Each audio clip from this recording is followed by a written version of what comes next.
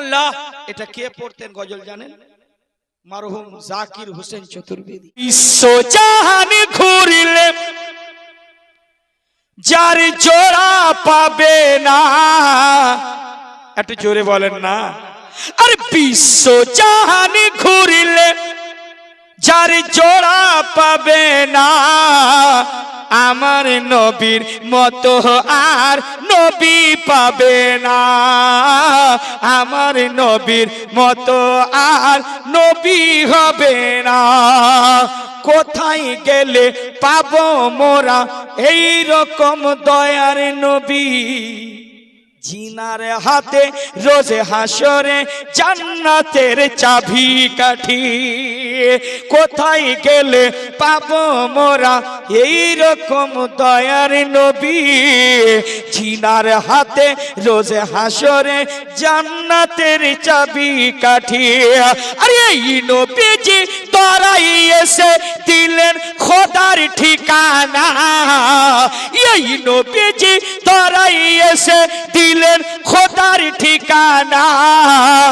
আমার নবীর মতো আর নবী, আর একটু জোরে, আমার নবীর মতো আর নবী হবে না, আমার নবীর মতো আর নবী হবে না। আসমানে আহমদ জমিনে মোহাম্মদ, আসমানে আহমদ জমিনে মোহাম্মদ, এই নামের সাথে নাম কাউরি তুলনা হবে না, আমার নবীর মতো আর নবী হবে না, আমার নবীর মতো আর নবী হবে না। আর বিশ্ব জাহান ঘুরলে যার জোড়া পাবে না, আমার নবীর মতো আর নবী হবে না, আমার নবীর মতো আর নবী হবে না। আল্লাহ। এটা কে পড়তেন গজল জানেন? মারহুম জাকির হোসেন চতুর্বেদী। সূর্য ফিরিয়ে আনো, তবে বলো নিজের মতো।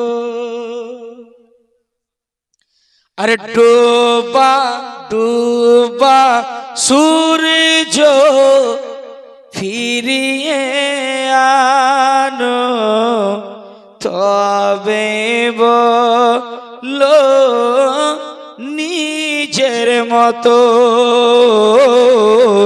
ডোবা সূর্য ফিরিয়ে আনো, তবে বলো নিজের মতো। কে ডুবা সূর্য ফিরিয়ে আনো, তবে বলো নিজের মতো। আরে চাঁদি তুই টুকরা করে দেখাও, তবে বলো নিজের মতো। চাঁদি তুই টুকরা করে দেখাও, তবে বলো নিজের মতো। আর শুনতে পাওয়া যায় পাড়াও তোমরা সবাইকে কালেমা ও নামাজ। হ্যাঁ শুনতে পাওয়া যায় পড়াও তোমরা সবাইকে কালেমা ও নামাজ। আর পাথরকে কালেমা পড়াও, তবে বলো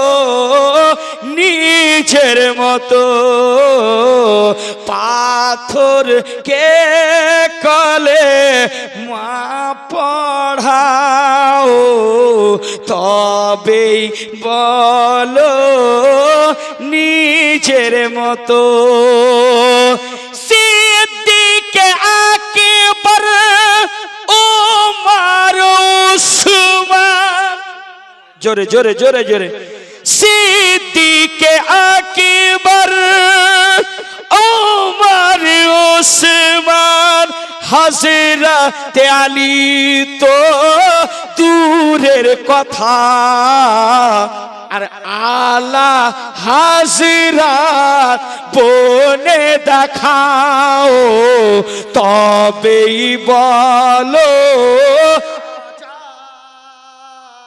আর একটু তবেই বলো নিজের মতো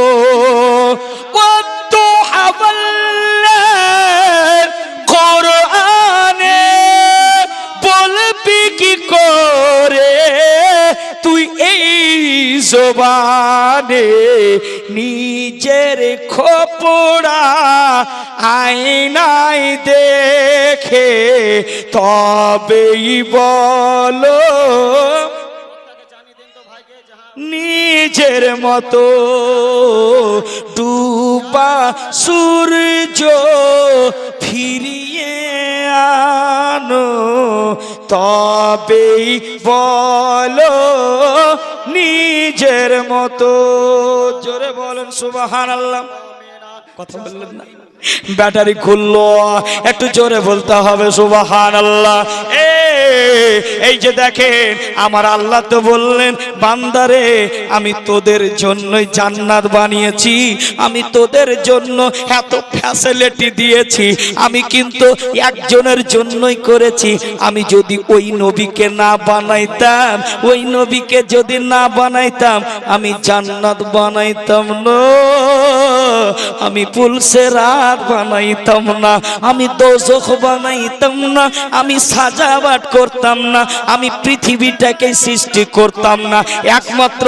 বরেলির ইশক ও মোহাব্বত বলতেছেন জমিন ও জমা तुम्हारे लिए चुनी नो चुना तुम्हारे लिए दहन में जुआ तुम्हारे लिए बने दो जहां तुम्हारे लिए या रसूल अल्लाह बैठे भी यहाँ तुम्हारे लिए उठे भी वहाँ तुम्हारे लिए আমার নবীর জন্য এই সারা কায়নাতটাকে আমার আল্লাহ সাজিয়েছেন তাহলে আমার আল্লাহ হুঁশিয়ারি দিলেন তাফসীর কোরআন খুলবেন ঈমান তাজা হয়ে যাবে আমার আল্লাহ তো বলছেন ওয়া উজলিফাতুল জান্নাতু লিল মুত্তাকিন আমি জান্নাত ওদের জন্যই বানিয়েছি আমি ওদের জন্য বানিয়েছি যারা পরহেজগার যারা মুত্তাকি যারা সিদ্দিকিন যারা সালেহিন যারা নামাজ পড়বে যারা স্ত্রীর সাথে ভালো কথা বলবে যারা মা বাবাকে দুটো মুঠ খেতে দিবে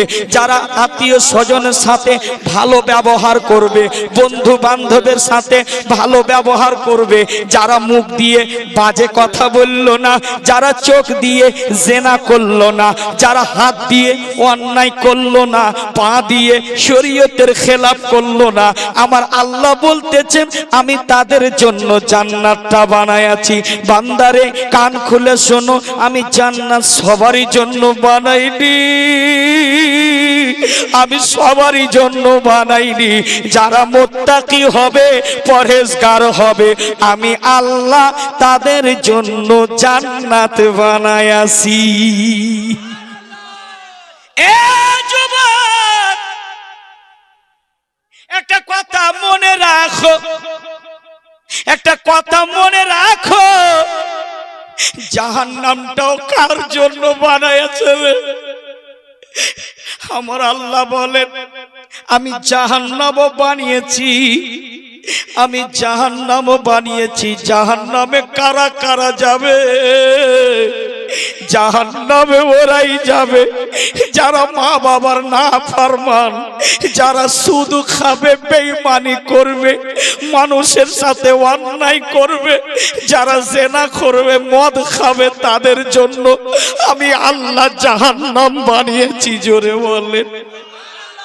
আর একটু খুলে দি বলি, আর মিশকাতুল মাশাবি আপনার সিহা সিত্তারা হাদিসে বলছেন আমার আল্লাহ বলেন যখন জাহান্নাম নির্মাণ করলেন, জাহান্নাম তৈরি করার পরে আমার আল্লাহ বলেন ফারিস্তা দেখো জাহান্নামের দিকে লক্ষ্য করে দেখো।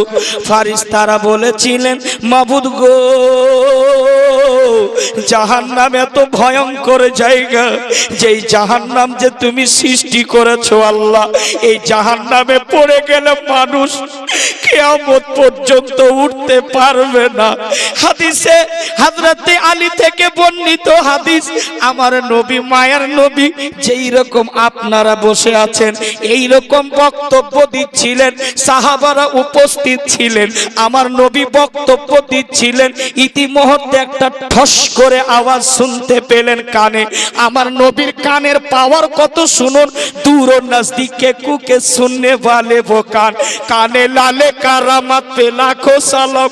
আমার নবীর সামাদ যখন জিবরাইল আমিন সাথে ছিলেন, যখন লামাকা পার করে খোদার সাথে দিদার করার জন্য যাচ্ছিলেন, আমার নবী যেন গুনগুন শব্দ জান্নাতের ভিতরে পায়ের খড়মের আওয়াজ শুনতে পেয়েছিলেন।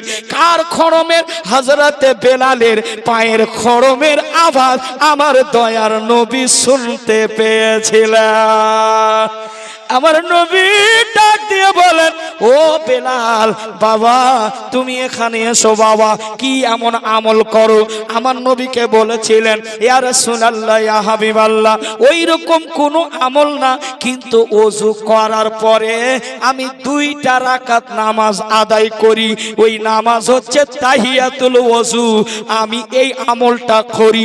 আমার দয়ার নবী রিসালাতি জবানে বলেছেন ওরে আবু বেলাল এই আমলটা ছেড়ে দেবে না, এই আমলের কারণে আমি তোমার জুতোর খড়মের আওয়াজ আমি জান্নাতের ভিতরে পেয়েছি। আর একটু জোরে বলেন আল্লাহু আকবার। সম্মানিত ভাই আর একটু চলে যাব। আমার আল্লাহ বলেন যখন নবী মুস্তাফা শুনলেন আওয়াজ, সাহাবাদেরকে প্রশ্ন করলেন সাহাবারা তোমরা কি কোনো আওয়াজ শুনতে পেলে, কোনো শব্দ শুনতে পেলে? সাহাবারা তখন বলছেন ইয়া রাসূলুল্লাহ আপনি জানেন এবং আপনার রবি জানেন, আমরা শুনতে পাইনি। আমার দয়াল মুস্তাফা, দয়ার নবী আকা মুস্তাফা তিনি বলতেছেন শোনো আমি এই মুহূর্তে একটা শব্দ শুনতে পেলাম জাহান্নামের, যে জিবরাইল আলাইহিস সালাম 70 বছর আগে একটা পাথর নিক্ষেপ করেছিলেন জাহান্নামে, ওই জাহান্নামে 70 বছর পরে ওই পাথরটা গিয়ে পৌঁছালো। জোরে বলুন, একটু জোরে বলেন আল্লাহু আকবার।